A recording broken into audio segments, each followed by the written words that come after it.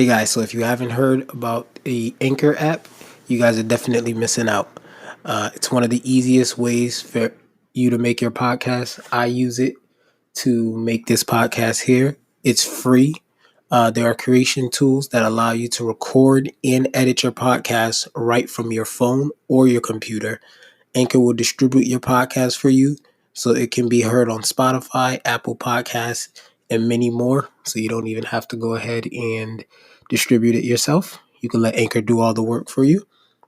You can make money from your podcast with no minimum listenership. It's everything you need to make a podcast in one place. Download the free Anchor app or go to anchor.fm to get started.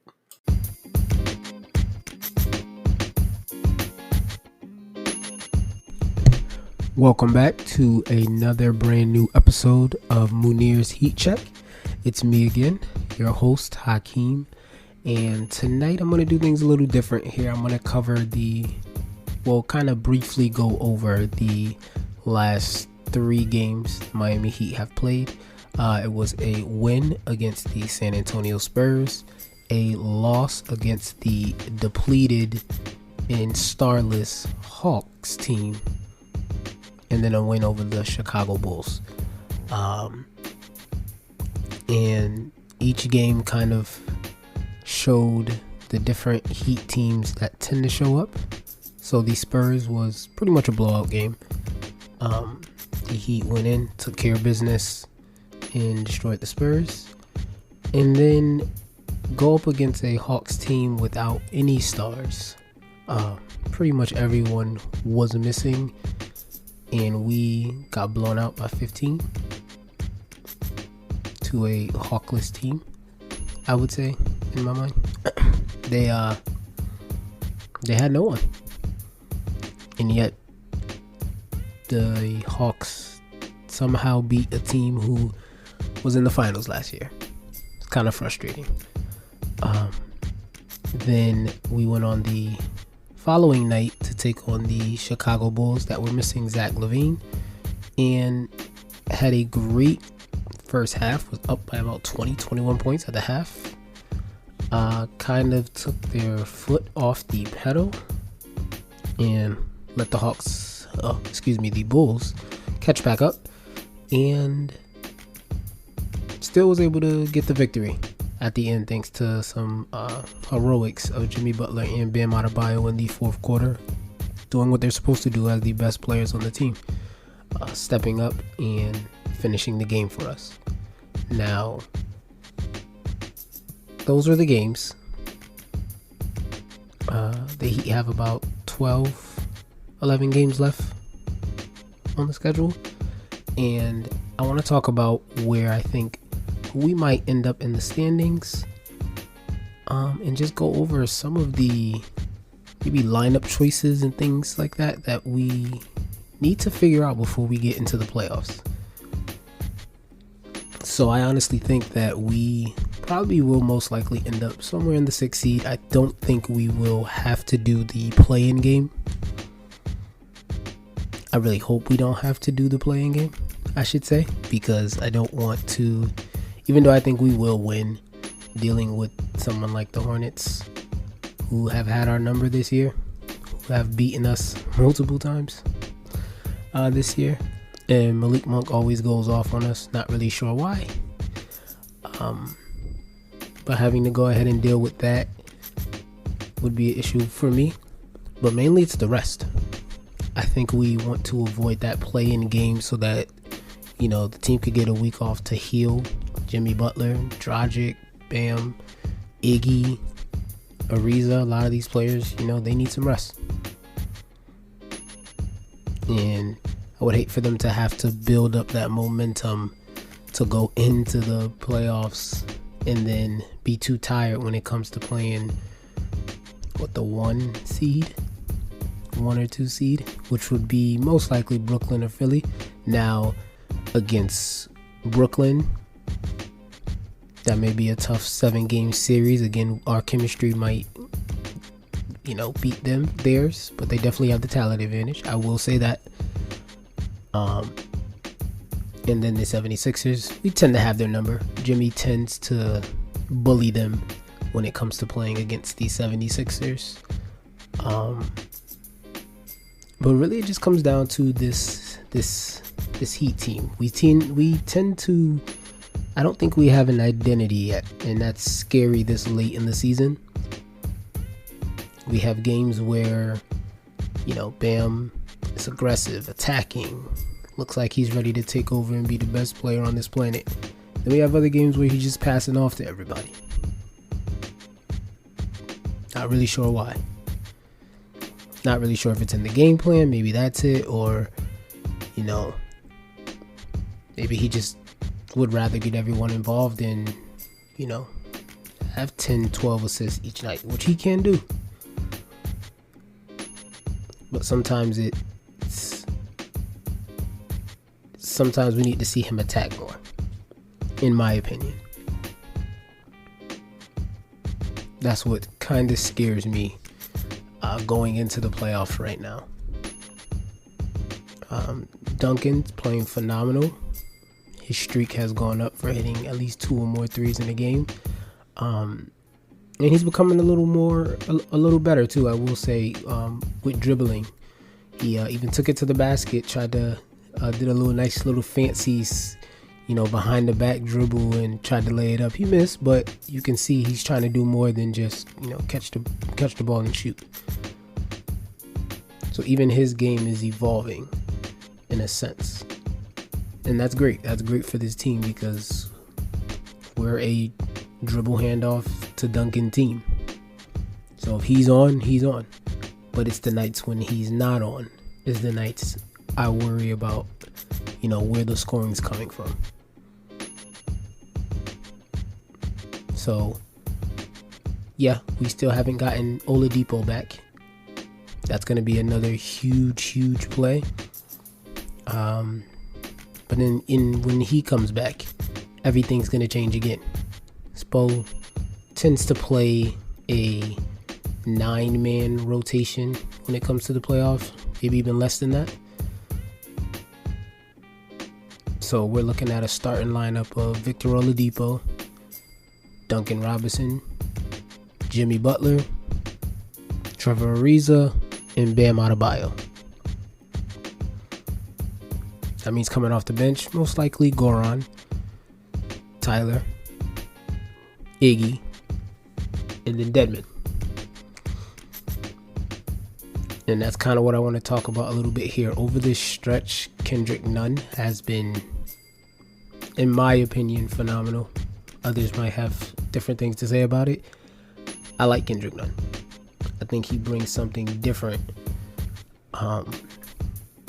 than other players coming off the bench, especially like Goran and Herro. Goran is a vet, so I can't take anything away from him. I actually would trust Goran with the ball in his hand more. But Kendrick has that scoring punch that I like coming off the bench or in the starting lineup right now. But we all know when Dipo comes back, Nunn will get pushed out of the rotation. Not even pushed to the bench, but pushed out of the rotation. And in my opinion, he's been playing better than Tyler. But I know they're going to play Tyler Herro over Kendrick Nunn. He has the bigger upside, and he can be streaky. He can go for 31 games. The next game he can go for about 4 points. He can give you tons of turnovers and miss every shot in the book. Any shot that he puts up, I should say. So what do you do in that sense? Do you sit Herro for Nunn? Do you stagger their minutes? Do you take Goran out the lineup? How does that work? In my opinion, right now, this season, when Oladipo comes back, you have to find minutes for Nunn. Spo may have to take that 9-man rotation up to 10 and get Nunn out there on the floor just to be that spark. And hey, if he doesn't play well, you change it up again. But right now, over this streak, Nunn has been balling. You see, when the stars were out, Nunn was the one to step up and do all the scoring, carry that load that we needed to win the game. Even in the Atlanta Hawk loss that we had, Nunn might have been the only bright spot in that win for us. So what do? In my opinion, you have to make sure Nunn gets some minutes for you off the bench. Maybe even over Tyler this year. Because I just think we have a better chance at winning with him on the floor than we do with Herro, personally. So now that brings me to I guess if we're going to be in the 6th seed, that puts us against the Bucks. Giannis and the new look Bucks that we gave a little gentleman sweep last year. We beat them 4-1. I think that's a good matchup for us. We spent all this year saying we're going to get Giannis next year. We're going to get Giannis next year. Let's hold out for Giannis next year. And he signs with the Bucks again. So we obviously didn't get him. Obviously are not going to get him unless there's some type of trade that's in the works that I don't know about, but I doubt that. So we going up against the Bucks with Jrue Holiday. Obviously they have an upgrade there, but I still think we got the better upgrade in Victor Oladipo. Maybe. I'm not sure if anybody agrees with that, but I think it's a better upgrade. So I like our chances against the Bucks. I just don't know what Heat team is going to decide to show up. Is it going to be the Heat team from the bubble last year who played together, played as a team?